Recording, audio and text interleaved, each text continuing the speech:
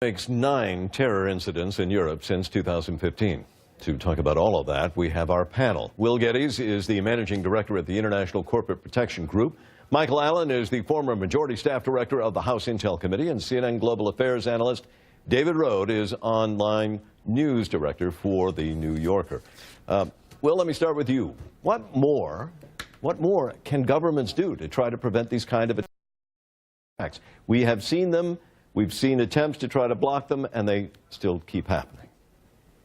Yes, I think, and again, it is to a certain degree relative, and I think we have to be quite pragmatic to a certain degree also about the number of attacks that actually do materialize and haven't been foiled and thwarted by the various government intelligence agencies and authorities and counterterrorism capabilities. You know, there is a lot of catching up that needs to be done since some very significant attacks across Europe.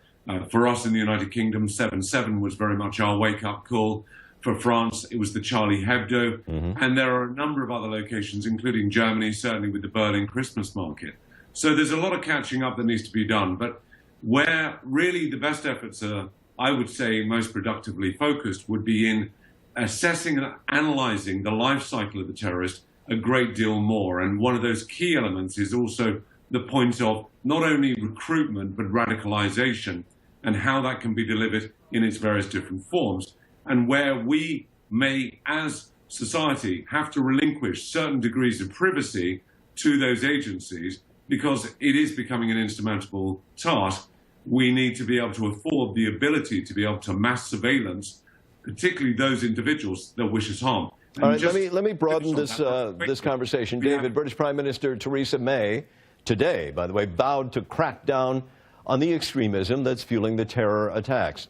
You would expect her to say this, but the question is, how does she really do that? That's the problem, is how do you define, extremism in a legal sense that would allow British authorities to arrest someone before they carry out these attacks and not violate civil liberties? It's a real challenge. I agree, actually, with Will. One area where there could be progress was that there is really no consensus on striking a balance between some surveillance in terms of what technology companies are allowing the government to do and what the public will accept. There was some talks about this under the Obama administration, but there really wasn't much headway on it.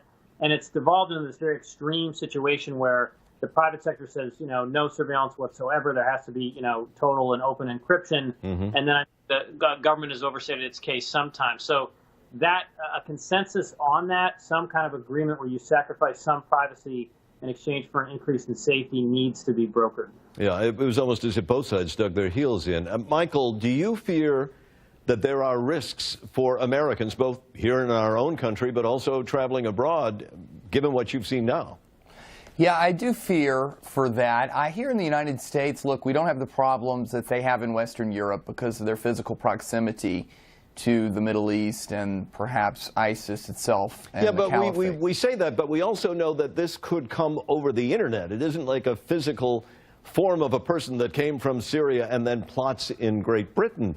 I was just going to say the same thing. Orlando and San Bernardino, we are not immune. People can get radicalized via online. In fact, look, I think we're coming for a reckoning here with technology and the needs of governments to go after terrorists. David just talked about the encryption debate. Presumably, in many of these cases over the last few years in Europe, the Confederates and terrorists have spoken via end-to-end encrypted applications on their smartphones. Governments want access to that. And I think the most striking thing, at least I learned from Prime Minister May's speech this morning, was that she really likened the internet safe zones to what we're traditionally talking about in counterterrorism, which is physical safe zones like Afghanistan or Syria. Take military action. So these sort of technology and law enforcement issues, I think, are going to have to come to a head here in the not too distant future. Yeah, well, that's really a very fascinating point that's being made there. I'm wondering, we see these small-scale attacks. We see the one using a vehicle, using knives. This is something that both Al-Qaeda and ISIS have been pushing for years, and they're doing it over the internet. The message is still getting through, and clearly people are acting on it. Yeah, no, absolutely. And there are certain legislations which are coming into effect in continental Europe, particularly Germany is a good example, where there are fines which are levied against ISPs that are allowing criminal content to remain online for more than 24 hours. And some of these fines are going up to 50 million euros. Now, I think universally we need to employ the same techniques. Now, inevitably, the terrorist, as the criminal would, they'll try and find ways to circumvent it, whether that be through secret messaging apps or the like. But it's this widespread propagation of their message and methodologies to try and incite or to encourage those to carry out these attacks. Again, the more that we can filter them into certain corners, the easier it will be to combat. But David, as we talked, one of the fears had always been that you had these people who went to fight in Syria, they got the training, and then they come home. Now we see that's not necessarily the case.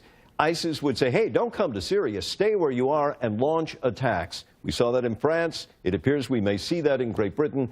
We could easily see that here. That is a very frightening thing when it comes to trying to stop it or know about it. Yeah, and that has occurred in the United States. There was the incident in Ohio where a young man rammed a crowd, didn't kill anyone. And what's really disturbing about the three attacks now in Britain is that the middle attack, the attack in Manchester, the New York Times reported yesterday that Salman Abedi, the bomber, actually traveled to Libya and met with the Islamic State faction there. And he was able, to devise a very powerful and deadly bomb. So, and then you have the first attack that started of the three, which was, a homegrown case. This is where the gentleman, rammed his car into people near Parliament in London. Mm-hmm. So you have both attacking. They're very concerning. And as, there is progress. The Islamic State is losing territory rapidly. The final stages of retaking Mosul is occurring, but they do seem to be sort of dispersing their fighters to places like Libya, and or even sending them back into Europe. We don't know anything about these three men. So there is progress. I think as they lose territory, they'll become less effective, but it's going to be a very difficult transition period. Yeah, it almost seems that they become more desperate as they become more confronted by conventional forces. Will Geddes, David Rohde, and Michael Allen.